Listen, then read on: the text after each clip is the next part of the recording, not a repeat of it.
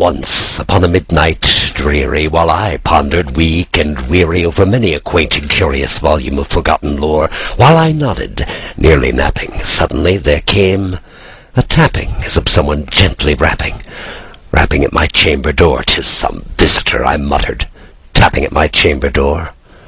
Only this, and nothing more. Ah, distinctly I remember. It was in the bleak December, and each separate dying ember wrought its ghost upon the floor. Eagerly I wished the morrow, vainly I had sought to borrow from my books surcease of sorrow. Sorrow for the lost Lenore, for that rare and radiant maiden whom the angels named Lenore, nameless here forevermore. And the silken, sad, uncertain rustling of each purple curtain thrilled me, filled me with fantastic terrors never felt before, so that now, to still the beating of my heart, I stood repeating, "'Tis some visitor entreating entrance at my chamber door, some late visitor entreating entrance at my chamber door. This it is, and nothing more." Presently my soul grew stronger, hesitating then no longer. "Sir," said I, "or madam, truly your forgiveness I implore, but the fact is I was napping, and so gently you came rapping, and so faintly you came tapping at my chamber door, that scarce was sure I heard you here. I opened wide the door. Darkness there, and nothing more. Deep into the darkness peering long, I stood there, wondering, fearing, doubting, dreaming. Dreams no mortal ever dared to dream before, but the silence was unbroken, and the stillness gave no token, and the only word there spoken was the whispered word, "Lenore!" This I whispered, and an echo murmured back the word, "Lenore." Merely this, and nothing more. Back into my chamber turning, all my soul within me burning. Soon again I heard a tapping, something louder than before. "Surely," said I, "surely that is something at my window lattice. Let me see what thereat is, and this mystery explore. Let my heart be still a moment, and this mystery explore. 'Tis the wind, and nothing more." Open here I flung the shutter, when, with many a flirt and flutter in there, stepped a stately raven of the saintly days of yore. Not the least obeisance made he, not a minute stopped or stayed he, but with mien of lord or lady, perched upon my chamber door, perched upon a bust of Pallas, just above my chamber door, perched, and sat, and nothing more. Then this ebony bird, beguiling my sad fancy into smiling by the grave and stern decorum of the countenance it wore, "Though thy crest be shorn and shaven, thou," I'd said, "art sure no craven, ghastly, grim, and ancient raven, wandering from the nightly shore. Tell me what thy lordly name is on the night's Plutonian shore." Quoth the raven, "Nevermore."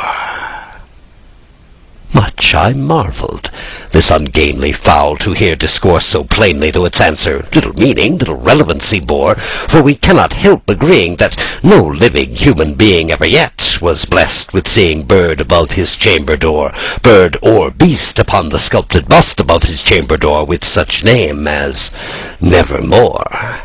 But the raven, sitting lonely on that placid bust, spoke only that one word, as if his soul in that one word he did outpour. Nothing further than he uttered, not a feather than he fluttered, till I scarcely more than muttered, "Other friends have flown before. On the morrow he will leave me, as my hopes have flown before." Then the bird said, "Nevermore," startled at the stillness broken by reply so aptly spoken. "Doubtless," said I, "what it utters is its only stock and store, got from some unhappy master, whom unmerciful disaster followed fast and followed faster, till his songs one burden bore, to the dirges of his hope that melancholy burden bore of nevermore." But the raven, still beguiling all my sad soul into smiling, straight I wheeled a cushioned seat in front of bird and bust and door. Then upon the velvet sinking I betook myself to linking fancy unto fancy, thinking that this ominous bird of yore, what this grim, ungainly, ghastly, gaunt and ominous bird of yore meant in croaking nevermore. Thus I sat engaged in guessing, but no syllable expressing to the fowl, whose fiery eyes now burned into my bosom's core. This and more I sat divining, with my head at ease, reclining on the cushion's velvet lining that the lamplight gloated o'er, but whose velvet violet lining with the lamplight gloating o'er she shall press, nevermore.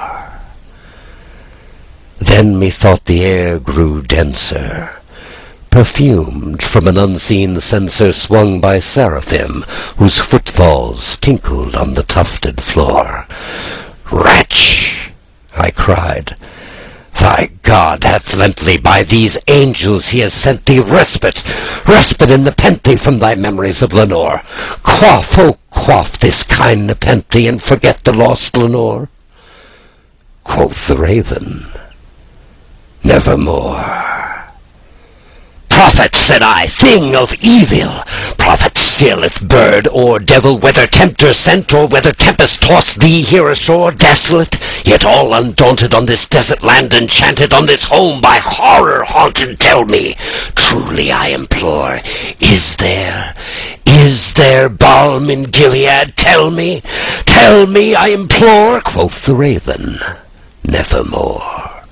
"Prophet," said I, "thing of evil, prophet still, if bird or devil, by that heaven that bends above us, by that God we both adore, tell this soul with sorrow laden, if within that distant Aden it shall clasp a sainted maiden whom the angels name Lenore, clasp a rare and radiant maiden whom the angels named Lenore." Quoth the raven, "Nevermore." "Be that word our sign of parting, bird or fiend," I shrieked, upstarting, "get thee back into the tempest and the night's Plutonian shore. Leave no black plume as a token of that lie thy soul has spoken. Leave my loneliness unbroken. Quit the bust from off my door.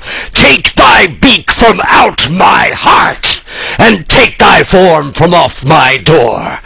Quoth the raven, "Nevermore." And the raven, never flitting, still is sitting